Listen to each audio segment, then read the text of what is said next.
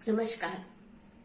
जय श्री कृष्ण। आज मैं आपको कथक के बारे में थोड़ा सा बताऊंगी और उसमें अपने विचारों का भी समावेश करूंगी कि मेरे विचार में कथक क्या है, मैं कथक को क्या मानती हूँ, अपने विचारधाराओं का भी थोड़ा सा समावेश करूंगी। कथा कहे सो कथक कहलाए। कथक का जन्म मंदिरों से हुआ है, यानी उसमें भक्ति भाव की प्रधानता है। कथक ईश्वर प्राप्ति का एक माध्यम है। कथक में साधना है, ध्यान है, योग है और आत्मिक आनंदानुभूति का एक माध्यम है।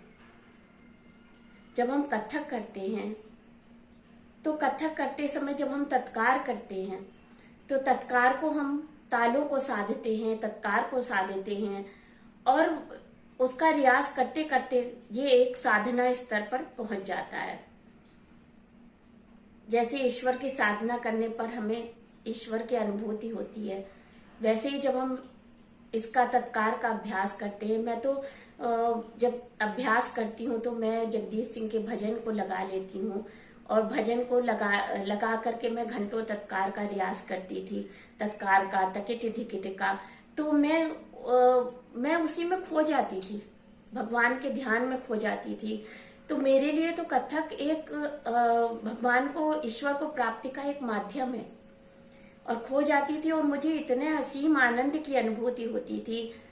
मुझे संसार के, क्योंकि कथक में ध्यान की प्रधानता है, क्योंकि ध्यान आपका जो है पूरा इसमें कथक में लग जाता है। आपका जो बाहरी आपके जो दुख हैं, जो तकलीफ है, जो आपको जो है उस समय की सारी परेशानियां हैं, उतनी देर के लिए आप बिल्कुल भूल जाते हैं। यहाँ तक कि आप अपनी भूख को भी भूल जाते हैं।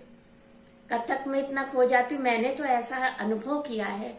तो इसलिए मैं आपको बता रही हूँ कि जब कथक करने से इतनी आत्मिक आनंद की प्राप्ति होती है। और ध्यान इसमें कैसे है, इसको मैं एक उदाहरण से बताना चाहूंगी कि जब कथक में चक्कर करते हैं तो हम एक जगह पर ध्यान केंद्रित करते हैं और घूम करके जब आते हैं तो उसी स्थान पे हम जो है देखते हैं, उसी स्थान पे ध्यान लगाते हैं।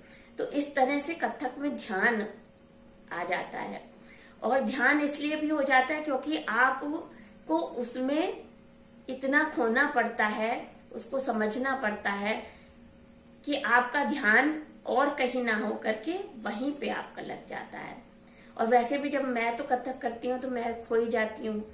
तो मेरे जो है सारे जो तकलीफ है, जो मेरे दुख हैं, जो परेशानियां हैं, मुझे कथक से जो है परिस्थितियों से लड़ने की ताकत मिलती है।